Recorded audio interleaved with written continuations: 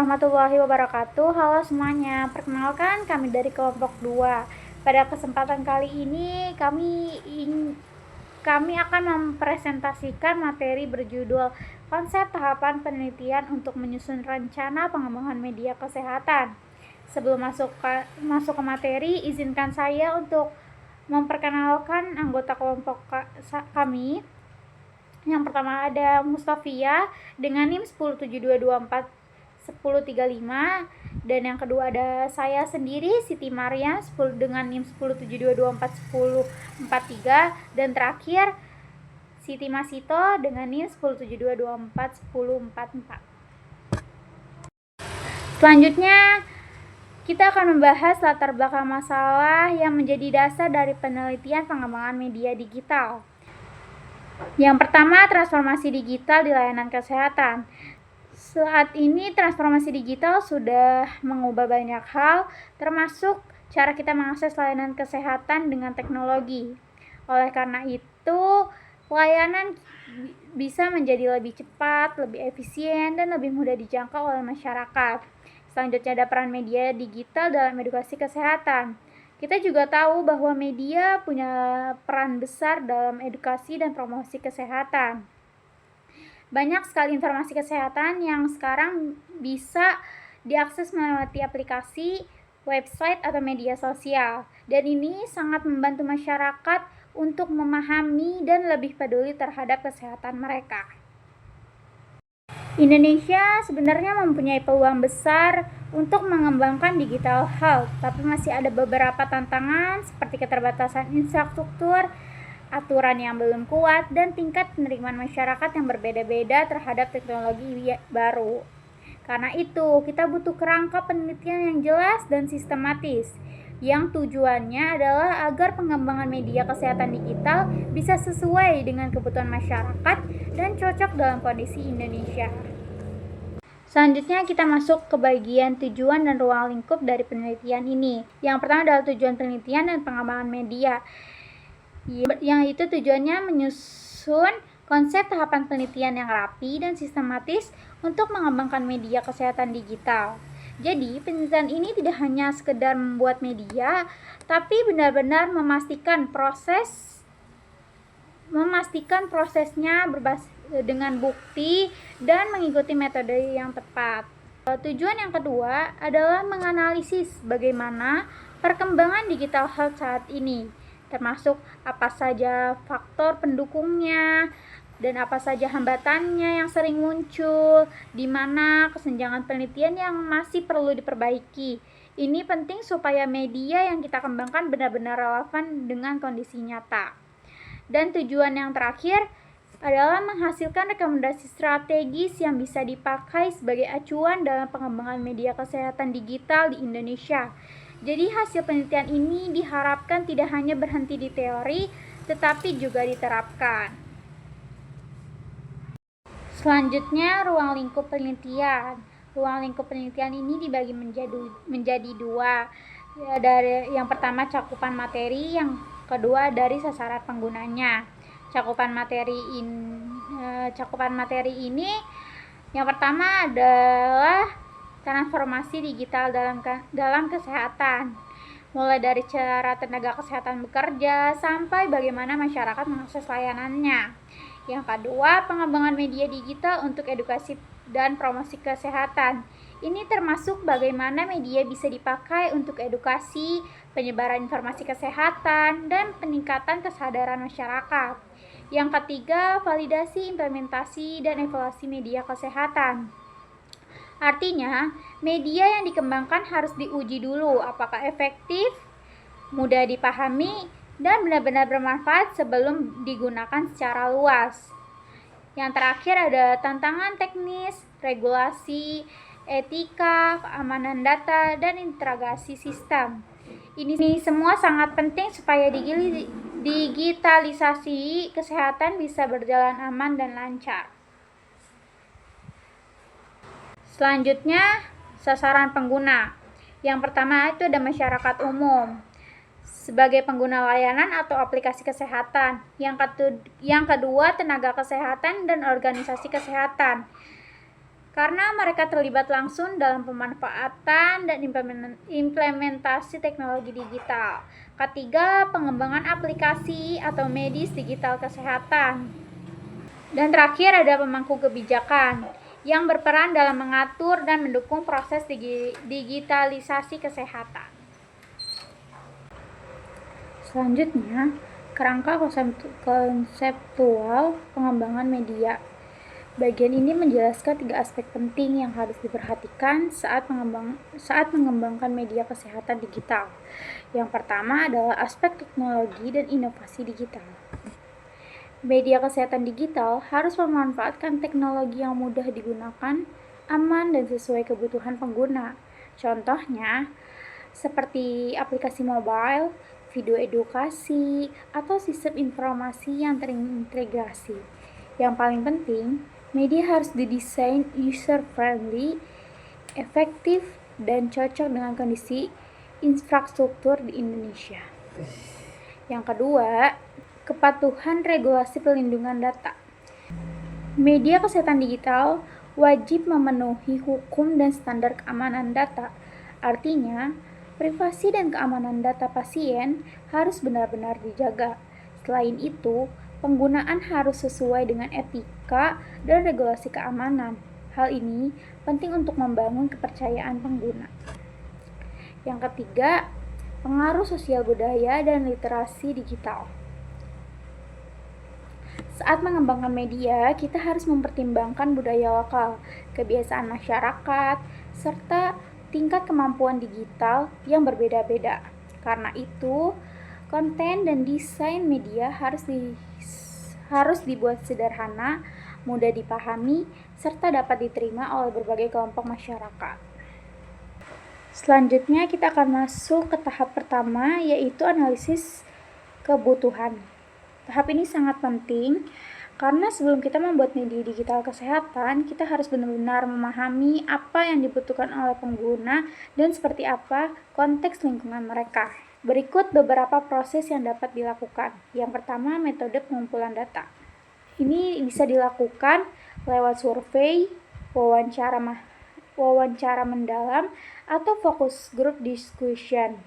Dari metode ini, kita bisa mengetahui pengetahuan masyarakat, sikap mereka, kebiasaan, serta masalah yang sering mereka hadapi ketika mencari informasi. Yang kedua, analisis sosial budaya. Kita bisa menganalisis aspek sosial dan budaya. Kita bisa melihat nilai budaya setempat, bahasa yang digunakan, norma masyarakat, dan tingkat literasi digitalnya. Semua ini penting karena akan mempengaruhi apakah media digital nanti mudah diterima atau tidak. Yang ketiga, analisis teknologi. Lalu kita akan melihat faktor teknologi, misalnya apakah akses internet memadai, beberapa banyak orang yang punya smartphone, apakah mereka terbiasa menggunakan aplikasi. Hal-hal inilah yang menentukan apakah media digital bisa digunakan dengan optimal. Yang terakhir, analisis perilaku pengguna. Dengan cara kita mengidentifikasi kebiasaan mereka dalam mencari informasi kesehatan, hambatan, apa saja yang mereka alami, dan jenis konten seperti apa yang paling mereka sukai. Tahap ini menghasilkan gambaran menyeluruh yang menjadi dasar dalam menentukan fitur, konten, dan desain media yang sesuai kebutuhan. Ke tahap kedua, yaitu perencanaan dan pengembangan prototip. Pada tahap ini, semua temuan dari analisis kebutuhan pada tahap sebelumnya mulai diterjemahkan menjadi rancangan awal media digital. Tujuannya adalah untuk membentuk gambaran awal seperti apa tampilan dan alur media yang akan dikembangkan. Berikut prosesnya mencangkup yang pertama, desain fitur dan antarmuka media. Dengan cara kita membuat rancangan tampilan atau UI dan juga alur penggunaan atau UX yang berdasarkan kebutuhan pengguna. Di sini kita fokus pada tampilan sederhana, mudah dipahami, serta sesuai tingkat literasi digital pengguna. Selanjutnya ada pengembangan konten.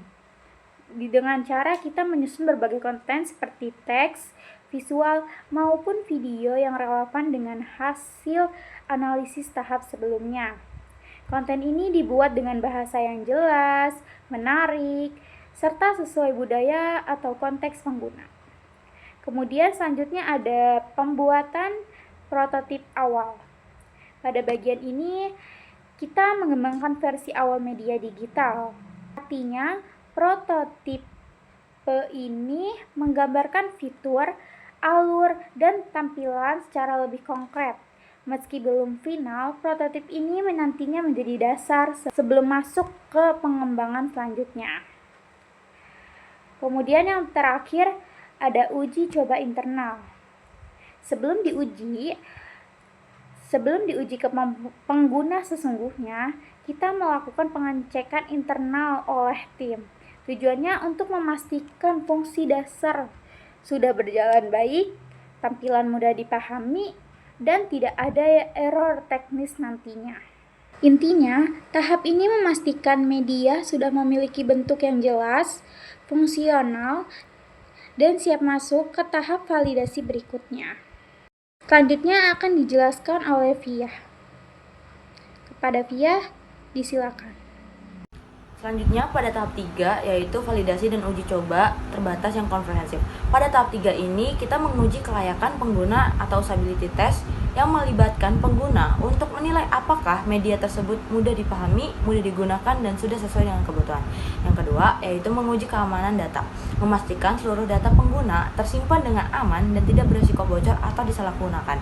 Yang ketiga yaitu menguji dampak awal, melihat perubahan awal pada pengetahuan atau perilaku kesehatan setelah pengguna mencoba media tersebut. Dan yang terakhir itu pendekatan evaluasi campuran, menggabungkan data kuantitatif yaitu angka dan skor, dan kualitatif pendapat atau pengalaman pengguna untuk mendapatkan hasil evaluasi yang lebih lengkap. Pada tahap 4 yaitu implementasi dan evaluasi skala penuh dengan pendekatan real world, yaitu mempersiapkan implementasi dengan media kesehatan mulai diterapkan dalam skala luas sehingga diperlukan perencanaan yang lebih matang, termasuk penyesuaian strategi sesuai di lapangan. Yang kedua, dengan penguatan dan pelatihan SDM kesehatan. Tenaga kesehatan atau kader perlu dibekali pelatihan agar mampu menggunakan dan menyampaikan media dengan benar dan lebih efektif. Tiga, yaitu kepemimpinan digital dalam organisasi. Pemimpin berperan dalam mengatur arah perubahan, memastikan dukungan organisasi, serta menyediakan sumber daya yang dibutuhkan selama proses implementasi. Dan yang terakhir yaitu evaluasi di kondisi nyata atau real world evaluation. Penilaian dilakukan langsung di lapangan untuk melihat efektivitas, kendala, keberlanjutan, dan dampak media dalam penggunaan sehari-hari. Selanjutnya pada tahap 5 yaitu diseminasi dan strategi keberlanjutan jangka panjang. Yang pertama, diseminasi yang terencana. Pada tahap ini, fokus pada penyebaran media kesehatan agar bisa dikenal dan digunakan oleh lebih banyak pihak. Strateginya harus jelas, terarah, dan melibatkan berbagai pemangku kepentingan. Yang kedua, ada pengembangan model keberlanjutan. Perlu disiapkan model operasional atau model bisnis yang membuat media bisa terus berjalan dalam jangka panjang, bukan hanya berhenti setelah uji coba. Yang ketiga, ada kolaborasi dengan berbagai pihak, yaitu melibatkan tenaga kesehatan, institusi pendidikan, pemerintah, organisasi lokal, maupun komunitas agar adopsi dan penggunaan media lebih kuat dan meluas. Yang keempat, ada penguatan kapasitas lokal, yaitu capacity building, itu membangun kemampuan kader atau tenaga lokal agar media dapat digunakan dan dipelihara secara mandiri, terutama di daerah dengan sumber daya yang terbatas. Dan yang terakhir ada evaluasi keberlanjutan, menilai apakah media dapat terus digunakan, diterima, dan memberikan manfaat jangka panjang dalam konteks yang nyata. Nah, selanjutnya di sini kami memiliki video yang bisa kalian tonton. Selamat datang di pembelajaran mandiri mata kuliah promosi kesehatan. Kali ini kita akan mempelajari tentang langkah-langkah promosi kesehatan.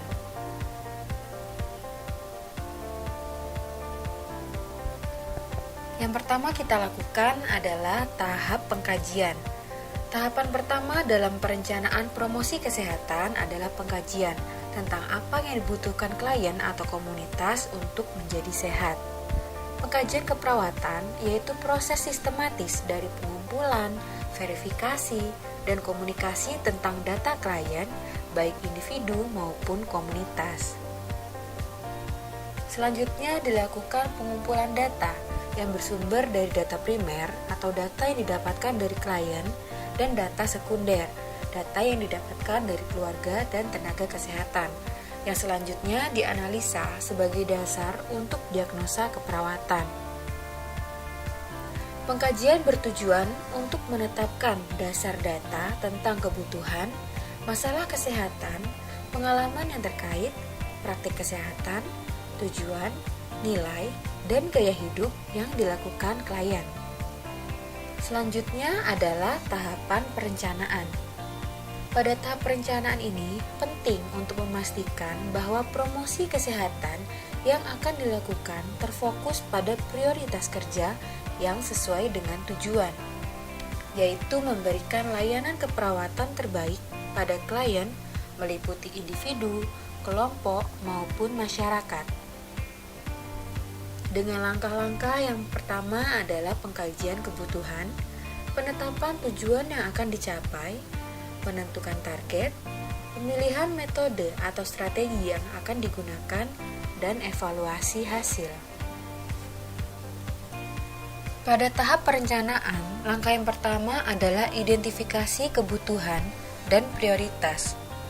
Identifikasi dapat dilihat dari catatan kasus untuk dapat mengidentifikasi topik yang bersifat umum. Yang kedua, menentukan tujuan dan target.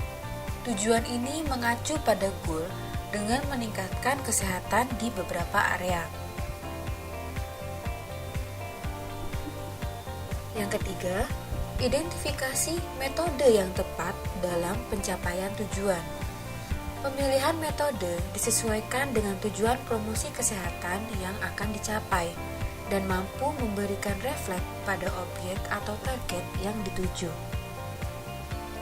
Yang keempat adalah identifikasi sumber yang terkait.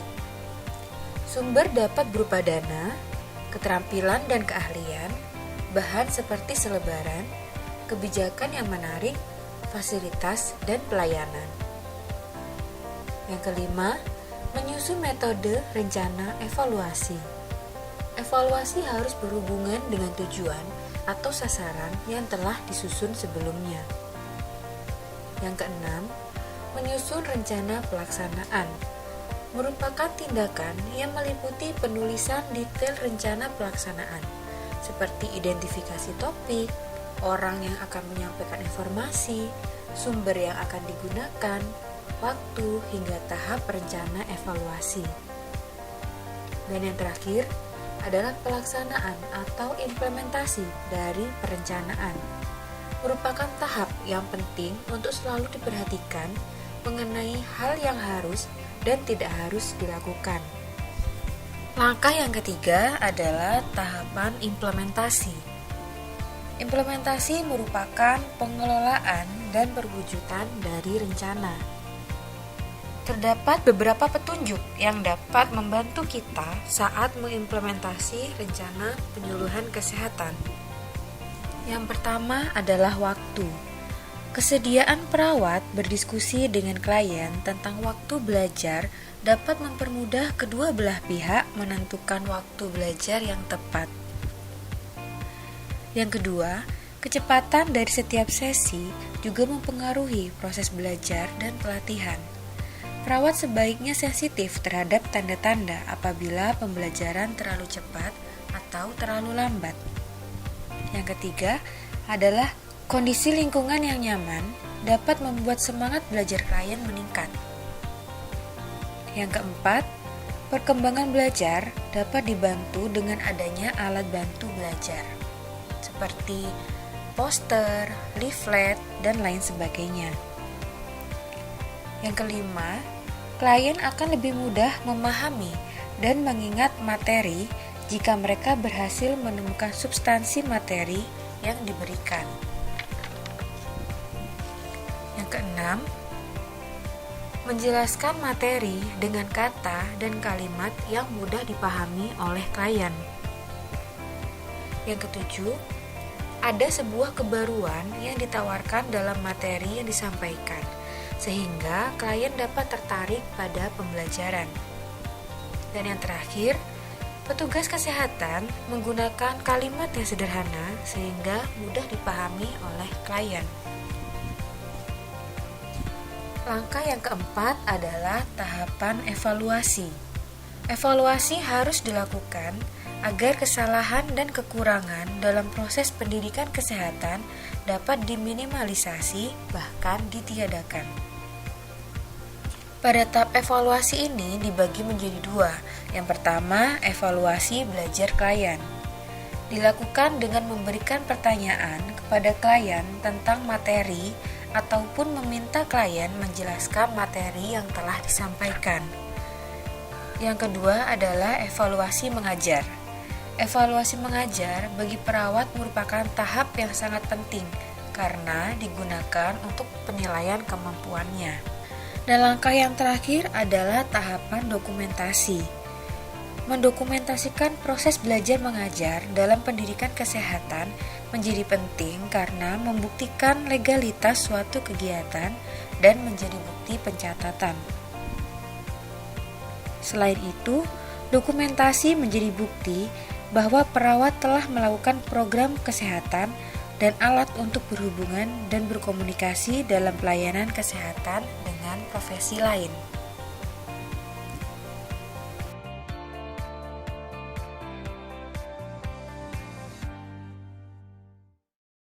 Selanjutnya, di sini ada integrasi dengan sistem kesehatan dan aspek regulasi. Yang pertama, tantangan integrasi dengan sistem kesehatan. Media kesehatan digital harus bisa tersambung dengan sistem layanan kesehatan yang sudah ada. Ini termasuk kemampuan aplikasi untuk bertukar data dengan fasilitas kesehatan dan bekerja selaras dengan alur kerja tenaga kesehatan. Yang kedua, interoperabilitas dan kolaborasi. Agar efektif, media digital perlu mampu berbagi data dengan sistem lain dan melibatkan tenaga kesehatan dalam penggunaannya. Yang ketiga, penyesuaian dengan sistem kesehatan nasional. Di Indonesia, integrasi ini wajib mengikuti standar nasional, alur layanan kesehatan, serta kebijakan pemerintah yang berlaku. Selanjutnya yang keempat itu ada tantangan regulasi. Implementasi digital health sering terhambat oleh aturan yang ketat seperti perlindungan data pasien, standar keamanan sistem, serta aturan penggunaan aplikasi kesehatan. Dan yang terakhir ada etika dan keamanan layanan daring. Konsultasi kesehatan secara daring memiliki tantangan tersendiri seperti memastikan kompetensi tenaga kesehatan, batasan dalam diagnosis jarak jauh, dan menjaga kerahasiaan informasi pasien.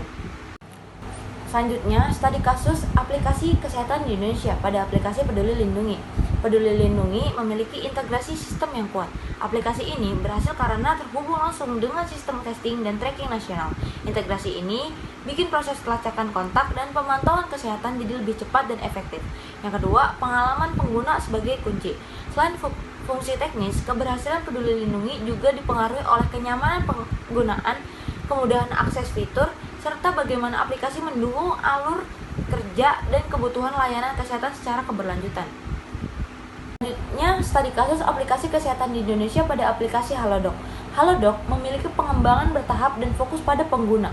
Berbeda dengan Peduli Lindungi, Halodoc dibangun secara bertahap dengan menekankan pengalaman pengguna mulai dari kemudahan navigasi, tampilan yang intuitif, hingga integrasi dengan fasilitas kesehatan dan dokter. Yang kedua, faktor kepuasan pengguna Halodoc. Kepuasan ditentukan oleh fitur yang mudah dipakai, kecepatan respon layanan, dan kualitas informasi medis, serta kenyamanan konsultasi melalui aplikasi. Teori dan model komunikasi kesehatan. Komunikasi kesehatan sekarang gak cuma fokus ke penyakit secara individu, tapi melihat konteks yang lebih luas seperti lingkungan, sosial, dan keadilan kesehatan.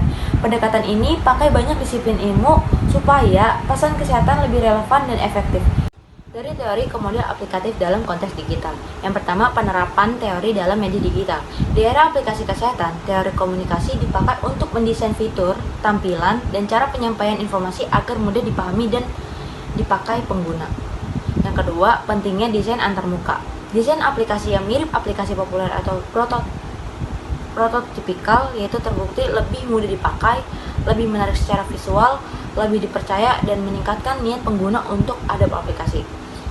Yang ketiga, ada user-centered design, yaitu pendekatan ini memastikan aplikasi dibuat sesuai kebutuhan dan kemampuan pengguna sehingga lebih berguna, lebih nyaman digunakan, pesan kesehatan lebih efektif tersampaikan. Yang keempat ada model komunikasi REDE. Model ini fokus membangun hubungan baik antara tenaga kesehatan dan pasien melalui 3 fase, yaitu establish, develop, dan engage. Yang kelima ada literasi kesehatan digital. Di era digital, kemampuan orang untuk mencari, memahami, dan menggunakan informasi kesehatan lewat HP atau aplikasi jadi sangat penting. Aplikasi kesehatan atau mHealth bisa membantu edukasi, monitoring, dan manajemen kesehatan secara personal. Terima kasih, Via. Selanjutnya ada tantangan dan hambatan pengembangan. Pengembangan teknologi kesehatan digital menghadapi berbagai tantangan multidimensi yang kompleks. Tantangan teknis, terutama terkait interoperabilitas sistem yang masih menjadi kendala utama dalam integrasi platform kesehatan digital. Selain itu, masalah keamanan siber dan perlindungan data privasi pasien menjadi perhatian serius mengingat sensitivitas data kesehatan yang dikelola. Dari aspek sosial budaya, kesenjangan digital masih menjadi hambatan signifikan dalam adopsi teknologi kesehatan. Kelompok lanjut usia, populasi perpadatan rendah, dan masyarakat di daerah terpencil mengalami kesulitan dalam mengakses dan menggunakan layanan kesehatan digital. Literasi digital kesehatan yang rendah juga mempengaruhi keamanan penggunaan dalam memahami dan memanfaatkan fitur-fitur aplikasi kesehatan secara optimal. Pada tingkat regulasi, kerangka hukum yang belum matang dan kurangnya standarisasi dalam evaluasi aplikasi kesehatan menghambat pengembangan ekosistem kesehatan digital yang terintegrasi. Perbedaan regulasi antar negara juga menyulitkan implementasi solusi kesehatan digital dalam skala global. Untuk mengatasi tantangan tersebut, beberapa strategi mitigasi dapat diimplementasikan, yaitu dengan pengembangan standar interoperabilitas universal dan penerapan protokol keamanan yang berlapis yang diperlukan untuk menjamin keamanan. Pendidikan literasi digital kesehatan melalui program pelatihan terstruktur dapat meningkatkan adopsi penggunaan, sementara penyusunan regulasi yang adaptif dan kolaboratif antara pemangku kepentingan diperlukan untuk menciptakan lingkungan regulasi yang mendukung inovasi. Selanjutnya, ada peluang dan potensi masa depan. Perkembangan teknologi kesehatan digital membuka berbagai peluang transformatif dalam sistem layanan kesehatan. Kecerdasan artifisial dan machine learning memungkinkan pengembangan sistem diagnostik prediktif yang dapat mendeteksi penyakit secara dini dengan akurasi tinggi. Integrasi big data analitik dalam platform kesehatan juga memfasilitasi penelitian klinis berskala besar dan pengambilan keputusan berbasis evidence. Inovasi teknologi emerging. Teknologi Internet of Medical Things dan perangkat wearable generasi terkini memungkinkan pemantauan kesehatan real-time dan terus-menerus, memfasilitasi pendekatan kesehatan yang proaktif daripada reaktif. Pengembangan aplikasi kesehatan berbasis augmented reality dan virtual reality juga menawarkan peluang baru dalam terapi rehabilitasi dan pendidikan kesehatan. Yang kedua ada transformasi layanan kesehatan. Masa depan kesehatan digital menuju pada terciptanya sistem kesehatan yang terpersonality dan presisi, di mana intervensi kesehatan disesuaikan dengan profil genetik, yaitu gaya hidup dan preferensi individu. Model layanan kesehatan hybrid yang mengintegrasikan layanan tatap muka dan virtual akan menjadi standar baru dalam memberikan akses kesehatan yang lebih luas dan merata. Pengembangan platform kesehatan digital terintegrasi dan menghubungkan seluruh pemangku kepentingan mulai dari pasien, provider, hingga payer akan menciptakan ekosistem kesehatan yang lebih efisien dan kolaboratif. Inovasi-inovasi ini tidak hanya menciptakan kualitas layanan kesehatan, tetapi juga berpotensi mengurangi biaya kesehatan jangka panjang secara signifikan. Selanjutnya ada evaluasi dan metrik keberhasilan. Alat dan metode evaluasi media digital yaitu ada analisis, validasi desain dan usability, dan implementasi dan penggunaan, serta evaluasi dampak kesehatan. Selanjutnya, indikator keberhasilan jangka pendek dan jangka panjang. Jangka pendek yaitu ada skor SUS lebih dari 70 menunjukkan usability baik. Tingkat adopsi pengguna awal yaitu adoption rate lebih dari 60%. Selanjutnya ada retensi pengguna lebih dari 50% setelah 30 hari. Selanjutnya ada peningkatan pengetahuan dan pemahaman pengguna terhadap materi kesehatan.